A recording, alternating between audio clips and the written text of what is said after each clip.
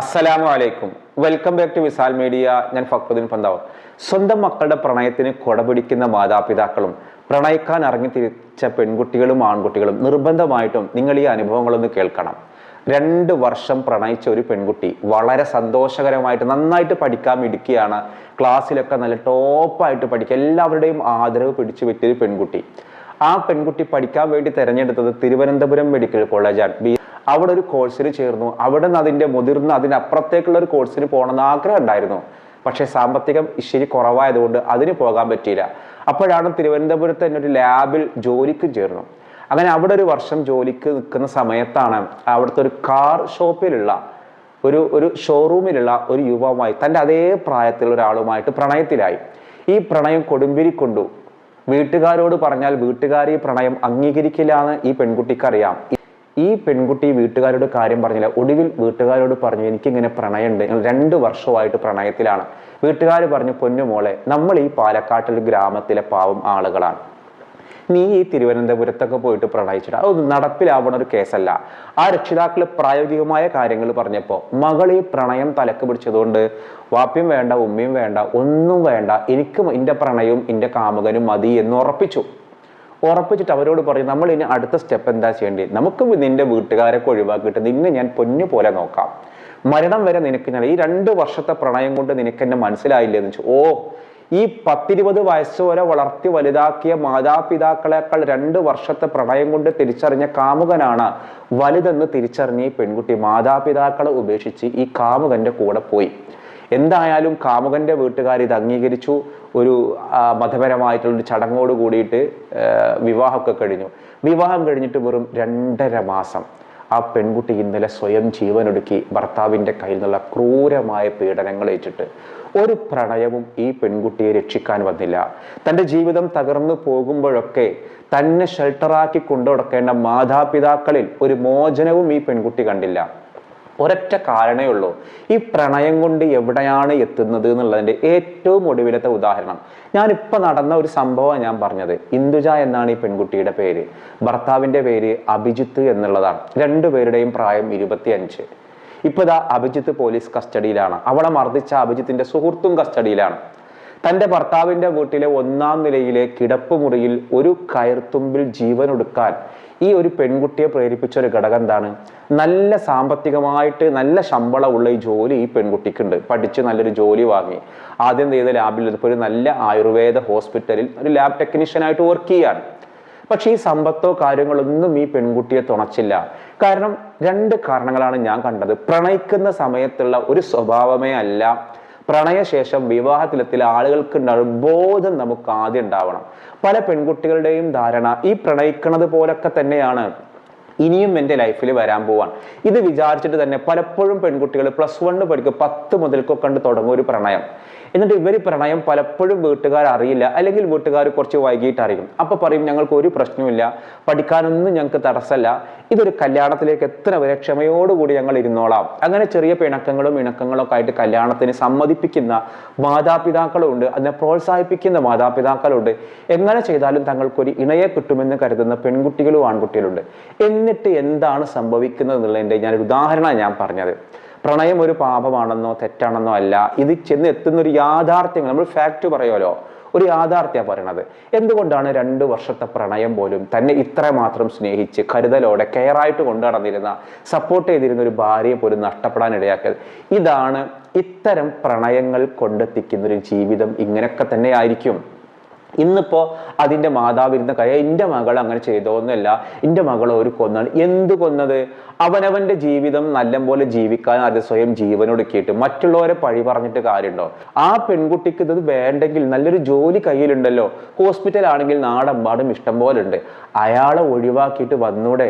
ഈ പെൺകുട്ടി കല്യാണം കഴിഞ്ഞിട്ട് സ്വന്തം മാതാവിനോടോ ഒരു ബന്ധം പോലും ഉണ്ടായിരുന്നില്ല. കരഞ്ഞിട്ട് അടി കിട്ടുമ്പോഴാണ് വീണ്ടും വരുന്നത്. കാരണം പ്രണയം മതി, എനിക്കെൻ്റെ കാമുകൻ മതി എന്ന് പറഞ്ഞിട്ട് ലൈഫ് തെരഞ്ഞെടുത്ത് പോയവളാ. ഇന്ന് ജീവനറ്റ ശരീരം സ്വീകരിക്കാൻ ആ മാതാപിതാക്കളെ ഉണ്ടായിരുന്നുള്ളൂ.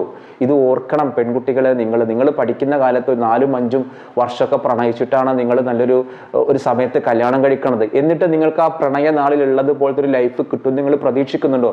100% ഞാൻ പറയാം, പടച്ചോനാണത് കിട്ടാൻ പോണതല്ല.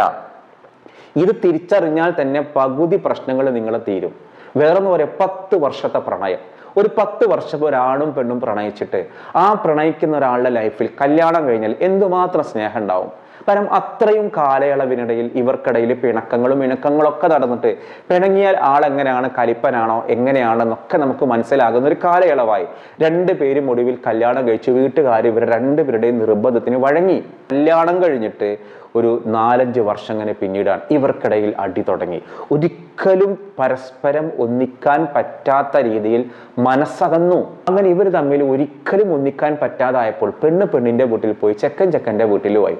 കേസായി, കാര്യങ്ങളായി, പോലീസ് സ്റ്റേഷനിലെത്തി. മകള് വളർന്നു വരികയാണ്. 1.5 വർഷമായിട്ട് യാതൊരു തമ്മിലുള്ള കാഴ്ചകളും ഇല്ല. അവസാനം പോലീസിന്റെ ഒരു തീരുമാനമെത്തി, അവധി ദിവസങ്ങൾ മകൾ പിതാവിൻ്റെ ഒപ്പം നിൽക്കട്ടെ, സ്കൂളുകളൊക്കെ ഉണ്ടാകുമ്പോൾ മാതാവാണ് നോക്കാൻ നല്ലത്. അങ്ങനെ രണ്ടുപേരും പങ്കിട്ടെടുത്തു മകളെ. അവധി ദിവസം കഴിഞ്ഞിട്ട് മാതാവിന്റെ അടുത്തേക്ക് പോകാൻ ഈ പെൺകുട്ടിക്ക് മടിയാണ്, ഈ കുട്ടിക്ക് മടിയാണ്. 4-5 വയസ്സായി കുട്ടിക്കുള്ളൂ. അങ്ങനെ കഴിഞ്ഞൊരു 4 ദിവസം മുൻപ് ഇയാള് അവധി ദിവസവും കഴിഞ്ഞിട്ട് തൻ്റെ മകളുമായിട്ട് ഭാര്യയുടെ അടുത്തേക്ക് പോവാൻ. പിണങ്ങിക്കാണെങ്കിലും നിയമപരമായിട്ട് ഡിവോഴ്സ് ഒന്നുമല്ല. അവിടെ ചെന്നപ്പോൾ ഈ മോള് കരഞ്ഞിട്ട് പറഞ്ഞു, അവിടെ നിൽക്കൂല, ഞാൻ അച്ഛൻ്റെ കൂടെ തന്നെ വരികയാണ്, ഞാൻ തിരിച്ചു വരികയാണെന്ന് പറഞ്ഞപ്പോൾ ഈ മാതാവ് ചെയ്തെന്ന് ഒന്നണ്ട് കൊടുത്തു മകൾക്ക്. ഈ ആരാണ്ട് ഇവിടെ നിൽക്കടി എന്ന് പറഞ്ഞിട്ട്. ഇങ്ങനെയൊക്കെ മക്കളെ സ്നേഹിക്കണ കുറെ മാതാക്കന്മാരുണ്ട്. ഈ മകളെ അടിക്കണത് കണ്ടപ്പോൾ സഹിച്ചില്ല ഈ പാവം പിതാവിന്. ഇയാൾ ഒന്നണ്ട് കൊടുത്ത് ഭാര്യക്കും. തുടങ്ങിയില്ലേ കഥ. ഭാര്യയെ അടിക്കണത് കണ്ടോടുകൂടി ഭാര്യയുടെ അച്ഛൻ്റെ സഹോദരങ്ങളും കുടുംബക്കാരൊക്കെ എല്ലാവരും കൂടിയിട്ട് ഇച്ചങ്ങാരണ്ട് പെരുമാറി. ഭാര്യ ഒരു വടി എടുത്തിട്ട് ഇയാളെ തലക്കിട്ട് ഒന്നാ കൊടുത്ത്, ഇന്നെ അടിക്കാനായോടാന്നുണ്ട്. ആ മകള് അമ്മയുടെ കാല് പിടിച്ച് കരഞ്ഞിട്ട് അച്ഛൻ അടിക്കല്ലേ തലക്ക് അടിയണ്ട് കൊണ്ടിട്ട് അയാളെ കണ്ട് വീണ് മരിച്ചു. ഇന്നിപ്പോൾ ഈ ഭാര്യയും ഭാര്യയുടെ അച്ഛൻ്റെ സഹോദരങ്ങളും ഈ 4 പേരും, ഈ ഭാര്യയാണ് 1-ാം പ്രതി, ജയിലിലാണ്. അപ്പൊ ഈ 10 വർഷത്തെ പ്രണയം കൊണ്ട് ഇവരുടെ ലൈഫിൽ എന്തെങ്കിലും ഒരു ഗുണം ഉണ്ടായോ? ഒരു ഗുണവും ഉണ്ടായിട്ടില്ല. ഇത്തരം പ്രണയ വിവാഹങ്ങൾ വിജയത്തിൽ എത്തുന്നില്ല എന്നൊരു യാഥാർത്ഥ്യം പെൺകുട്ടികളെ നിങ്ങൾ തിരിച്ചറിയാം. നിങ്ങൾ ഒറ്റ കാര്യം ആലോചിച്ചാൽ മതി. ഇന്നത്തെ കാലത്ത് ഒരു പ്രണയം വാട്സപ്പിൽ 2 പേരും അങ്ങോട്ടും ഇങ്ങോട്ടൊക്കെ ചാറ്റ് ചെയ്തിട്ട് രാത്രി 12 മണിയായി, എന്നാ ശരി കാണാം, ഗുഡ് നൈറ്റ്, ഗുഡ് ബൈ ഒക്കെ പറഞ്ഞു പോയിട്ട് ഇവൻക്കൊരു തോന്നലാണ്, ഇപ്പോൾ വീണ്ടും ഓൺലൈനിലുണ്ടോ? അപ്പോൾ നോക്കുമ്പോൾ ഇതാ പറഞ്ഞ് ഗുഡ് നൈറ്റ് അടിച്ചിട്ടും 10 മിനിറ്റ് ഇപ്പോഴും ഓൾ ഓൺലൈൻ. അപ്പോൾ അവർക്ക് സംശയം, ഈ ആരോടാണ് ചാറ്റ് ചെയ്തത്, ഈ എന്തിനാണ് ഇത്? പിണക്കം സ്റ്റാർട്ട് ചെയ്യാനുള്ളൊരു കാരണമാണ്. മക്കളുടെ പ്രണയങ്ങൾക്ക് കൊട പിടിക്കുമ്പോൾ നിങ്ങൾ അവരെ വിവാഹം കഴിപ്പിക്കേണ്ടതോ പ്രണയിച്ചോരോ അടിച്ച് പുറത്താക്കണം എന്നല്ല, പറഞ്ഞു കൊടുക്കുക.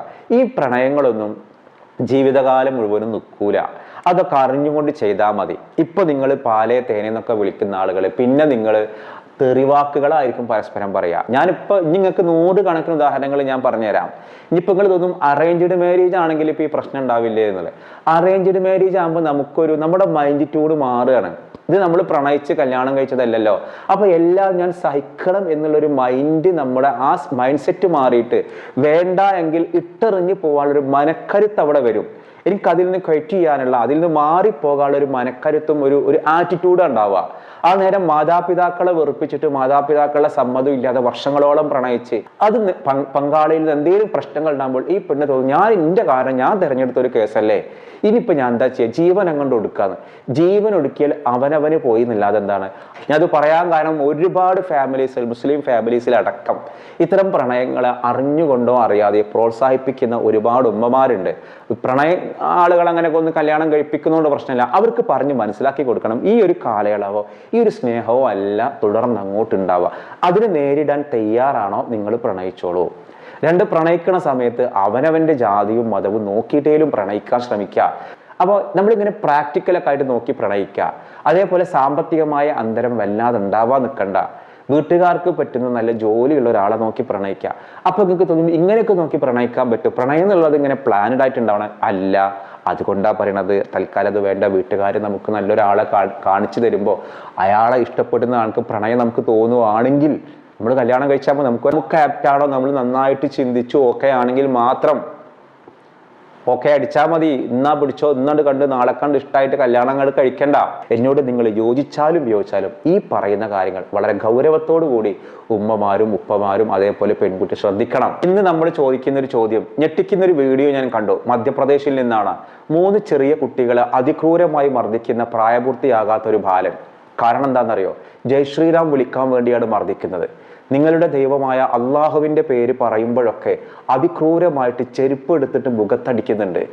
ഭയന്നു പോകുന്ന ഈ കുട്ടികൾ ഉറക്ക നിലവിളിക്കാൻ പോലും കഴിയാതെ ജയ് ശ്രീറാം വിളിക്കുന്നതിനിടയിലും നിങ്ങളുടെ ദൈവത്തിൻ്റെ പേര് പറയൂ, അള്ളാഹു എന്ന് പറയുമ്പോൾ മുഖത്തിങ്ങനെ അടിക്കൊള്ളാൻ മാത്രം ഈ കുട്ടികൾക്കുള്ളൊരു കാരണം അവർ മുസ്ലിമായി പോയി എന്നുള്ളതാണ്. എത്ര ക്രൂരമാണ് നമ്മുടെ ഇന്ത്യയിലെ നിലവിലെ സ്ഥിതി.